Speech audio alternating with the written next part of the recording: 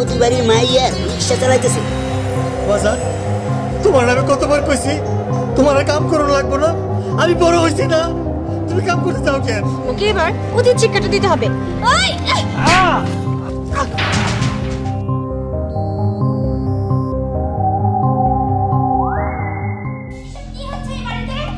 আমার কথা কি কোনো মূল্য নেই? আমার সেই কখন থেকে খোলা পেয়েছে, আমি ঘরের ভিতরে কখন থেকে চিল্লাচিল্লি করছিলাম, আমার কথা কি কারোর কানে যায় না? আমার ক্ষুধা লেগেছে তো। ওহো আই বেলি একটু ডাক না, ডাকতে ডাকতে তো আমার গলাটা ব্যথা হয়ে গেল। ঠিক আছে আপু, তুমি কোনো চিন্তা করো না, আমি এখনই ডাকছি। বাড়ির সবাই কোথায়? সবাই কি মরে গিয়েছে নাকি? হ্যাঁ, আমার আপু সবাইকে ডাকাডাকি করছে, কেউ কি শুনতে পাচ্ছ না? সবাই মারা গিয়েছে। আর এই বাড়ির চাকরটা কোথায়? সে কি সত্যি সত্যি মারা গিয়েছে নাকি যে আমার ডাকটা তার কান পর্যন্ত পৌঁছাচ্ছে না? What is this? আমার কিন্তু এখন রাগে আমার মাথা গরম হয়ে যাচ্ছে। কোথায় গেল সব? হ্যাঁ, আমি কিন্তু সত্যি অনেক রেগে যাচ্ছি। কই সব?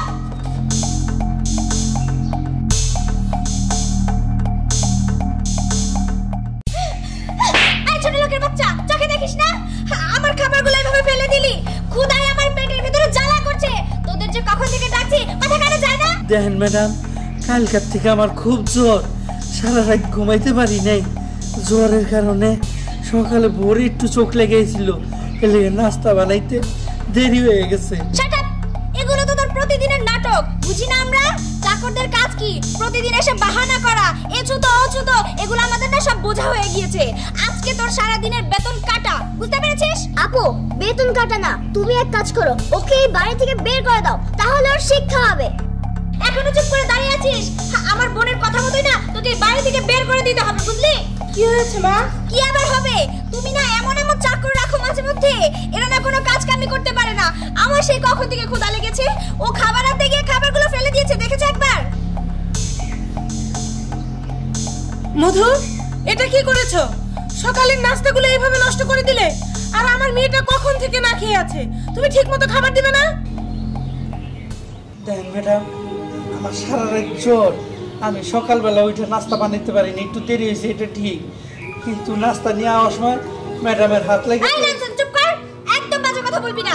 শোনো মা, আমি তোমাকে আগেই বলেছিলাম এরকম বুড়ো ধরো না কাজের জন্য রেখো না, রাখলে ইয়াং ছেলে পেলেদের রাখবে, ওরা কাজ করতে পারবে, ওদের এনার্জি আছে। এসব বুড়োদের কোনো এনার্জি নেই। এই বেলি চল, এখন আর এখানে খাবো না, বাইরে গিয়ে খাবো। বাইরে খাবি? আচ্ছা ঠিক আছে, যা। মধু, আমার মনে হচ্ছে তোর বয়স হয়ে গেছে, তুই আর কাজ করতে পারবি না। এক্ষুনি এই মুহূর্তে এই বাড়ি থেকে বের হয়ে যা। ম্যাডাম, ম্যাডাম,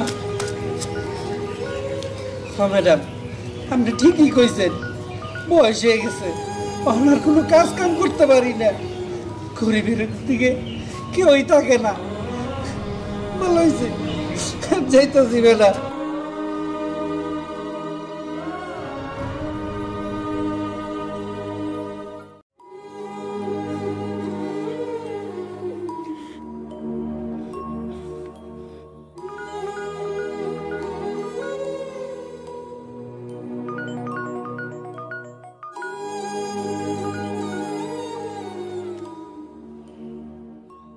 আমার সারা দেহ খেও গো মাটি, ও এই চোখ দুটো মাটি খেও না, আমি মরে গেলেও তারে দেখার স্বাদ মিটবে না, তারে এক জনমে ভালোবেসে ভরবে না মন, ভরবে না। ঠিক আছে বাজান, তোমার চোখে পানি কেন? কি হয়েছে তোমার? আরে তো সকাল সকাল আসা বললা কাম করবা না, আজকা শরীর খারাপ লাগতেছে বাজান? তোমার গায়ে জ্বর, গা দিয়ে পুড়ে যেতেছে। বাজান, এই শরীর নিয়ে কাম করতেছিলাম, হঠাৎ ম্যাডামরে নাস্তা দিবার গেছি, ম্যাডামের হাত লেগে নাস্তা পড়ে গেল, আর আমার জানা তাই খুঁয়া বাড়ির থেকে খেতাই দিল। বাজান, তোমার আমি কতবার কইছি তোমার আর কাম করুন লাগবো না, আমি বড় হইছি না, তুমি কাম করতে চাও কেন? আমার কামাই কি সংসার চলে না? তুমি আবার বাজান, তোমার যদি পাশে কিছু কয় আমার কলসায় মানে না, তুমি কেন কাম করতে চাও? তোমার যাও লাগবো না, আর তোমার অপমান করছে। ঠিক আছে, তোমার কিছু করার লাগবো না বাজান। তুমি কাঁদো না, তুমি কাঁদো না বাজান। তুমি কাঁদলে আমার মুখে লাগে। যাও, তুমি ঘরে যাও, আমি কামে যেতেছি। যাও, ঘরে যাও, ঘরে যাও বাজান। আচ্ছা বাজান, ঘরে যাও। গাড়ি চালাই। আমার বাজারে অপমান করছে না, এর পাই টু পাই প্রতিশোধ আমি নিব। কত বড় সাহস! আরে বাড়ির কাজের লোক বইলা যা খুশি তাই কইব, আমিও ছাড়ুম না।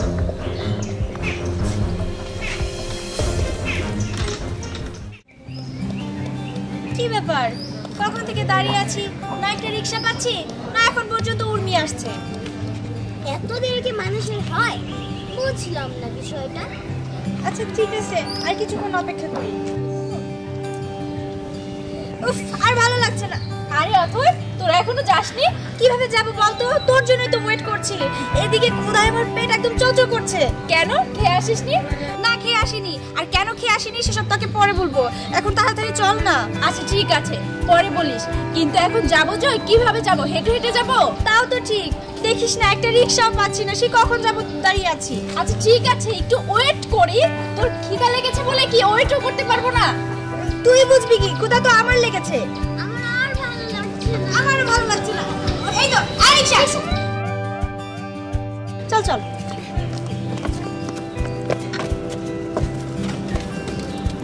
ওঠো। কোথায় যাবেন? এই সামনেই যাব, তাড়াতাড়ি যাও। ঠিক আছে, এবার আমার বাবার প্রতিশোধ নেওয়ার সময় হয়েছে। চলো এবার দেখাচ্ছি মজা।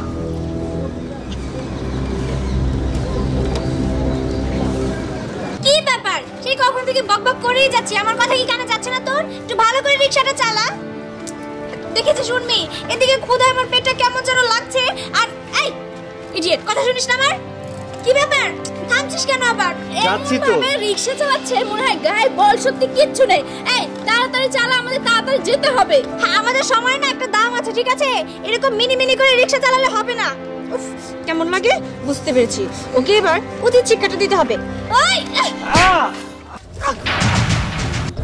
একদম উচিত কাজ হয়েছে। রাস্কেল একটা, কখন থেকে বলছি একটু রিকশাটা জোরে জোরে চালা। অথই, কি করলি এটা? মনে হচ্ছে খুব ব্যথা পেয়েছে। ভালো হয়েছে, ভালো হয়েছে। আচ্ছা, আপনার কি বেশি সমস্যা হয়েছে? ও মা, ও মা গো, ও বাবা রে। আমি বলছি কি, আমি তো অকেশনে যাচ্ছি, আমার তাড়াতাড়ি যেতে হবে। আমি যাই, মানে হ্যাঁ, আমার যেতেই হবে, আমি যাই। আরে উনি আমার কথা শুনে মানো না। আপা তোমরা কে কোথায় আছো? আমারে মারা ভালো গো, ও মা গো। মেরে ফেলেছি মানে? এসব কি আজে বাজে কথা এই বলছিস? দেখেন আপনি করছেন কি? ও মা, আমার পা নাড়তে পারতেছি না। মানে বানাতে পারছিস না মানেটা কি? ঢং করছিস ঢং? কে কোথায় আছো? ও পুলিশ ভাই, শুনছি পুলিশ জনগণের বন্ধু। কই আমারে মাইরা বালাইলো? এই ছেলে, পুলিশ ডাকার কি আছে হ্যাঁ? তুমি আমার পা ভাঙে বালাইছো, আমার হাত ভাঙে বালাইছো।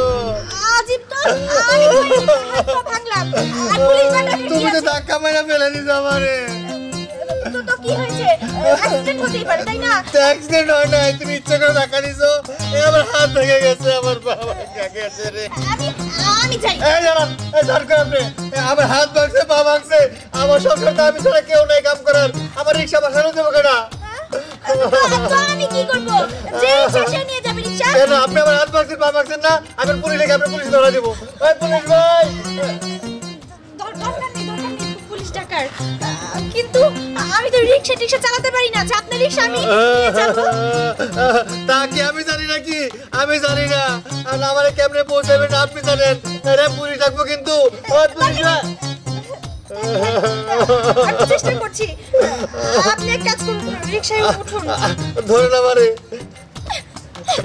এইভাবে কেন সুন্দর করে ধরেন, ভালো করে। উঠুন। এই দেখেন ব্যথা পাচ্ছে, একটু ছাড়া দেন তো।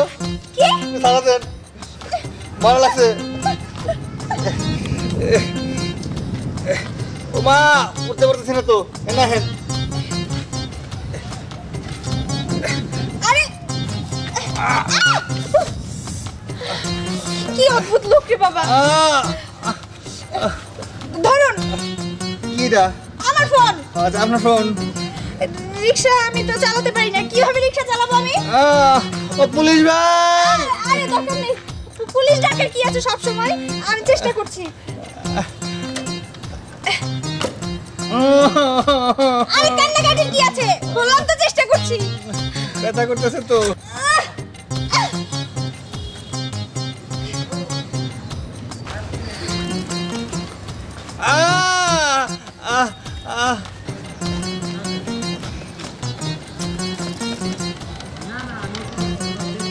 কোটিপতি বাড়ির মাইয়া রিক্সা চালাইতেছে।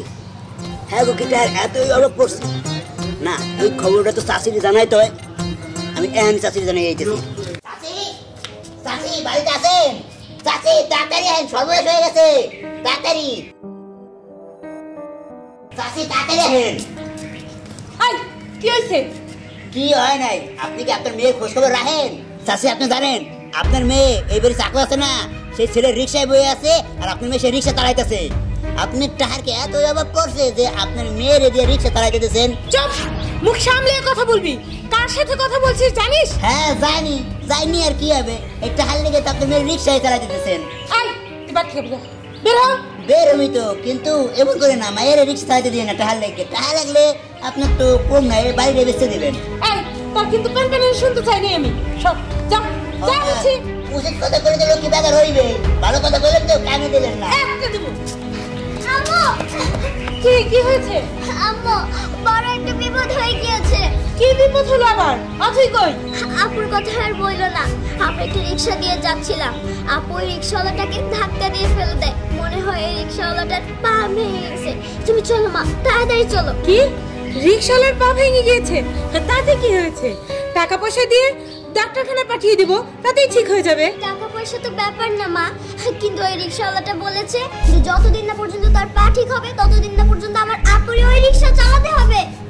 কি? রিক্সাওয়ালার এত বড় সাহস আমার মেয়েকে বলেছে রিক্সা চালাতে? চল তো দেখি। মর্জিনা, বাসাতে দেখে রেখো।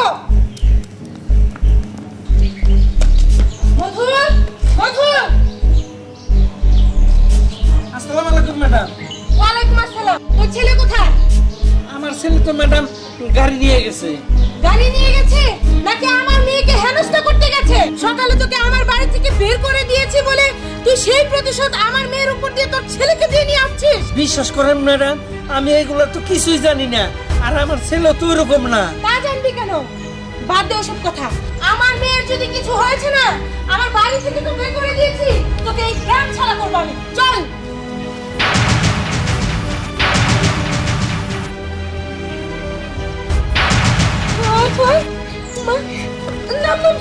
এই যে ম্যাডাম আপনার মোবাইল।